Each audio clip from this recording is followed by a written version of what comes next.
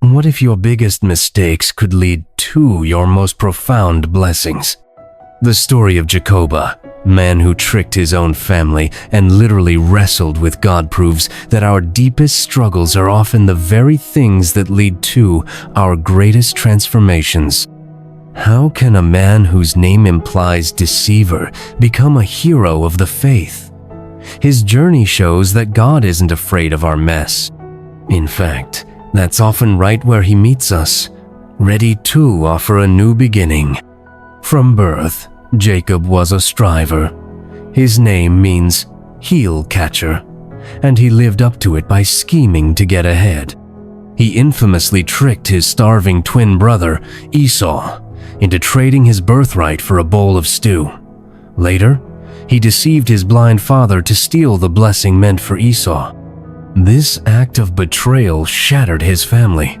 Esau's murderous rage forced Jacob to flee for his life, leading to a 20-year exile. When God finally told him to return home, Jacob was filled with great fear and distress. He learned that Esau was coming to meet him with 400 men. Terrified, Jacob fell back on his old ways, scheming and trying to bribe his brother. Finally, after sending his family, all his possessions across the Jabbok River, Jacob was left completely alone in the dark, haunted by his past, terrified of his future.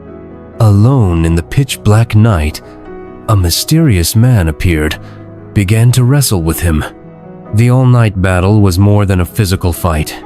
Jacob was wrestling with his entire life, his deception, his fear, ultimately with God himself. As dawn approached, his opponent saw he couldn't overpower Jacob's stubborn will. So he reached out, dislocated Jacob's hip with a single touch. In an instant, the self-reliant Jacob was broken, helpless.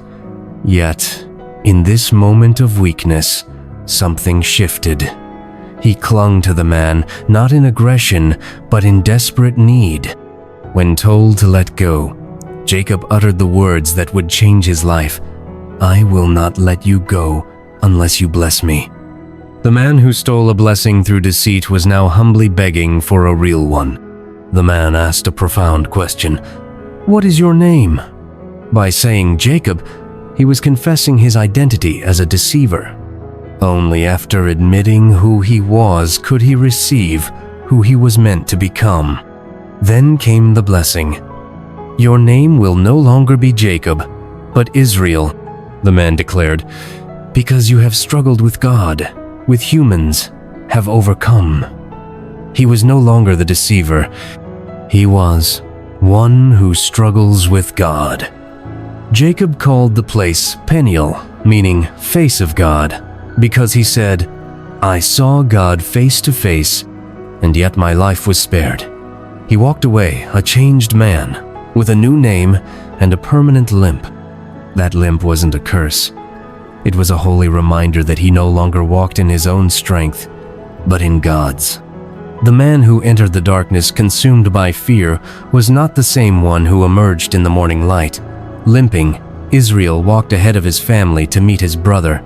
He bowed in humility, and the reunion he dreaded melted into grace. Esau ran, embraced him, and wept. The forgiveness Jacob could never earn was given to him freely. His story is a powerful message of hope. God meets us in our failures. Our deepest wounds, the things that give us a limp, are not signs of defeat, but reminders of God's grace, where He exchanges our weakness for His strength. Perhaps the struggle you're facing is your Peniel, the very place God is waiting to meet you, not with judgment, but with a new name and a new beginning. If this story encouraged you, please give this video a like and subscribe for more messages of hope. We'd love to hear in the comments how God has met you in your own struggles. Thanks for watching.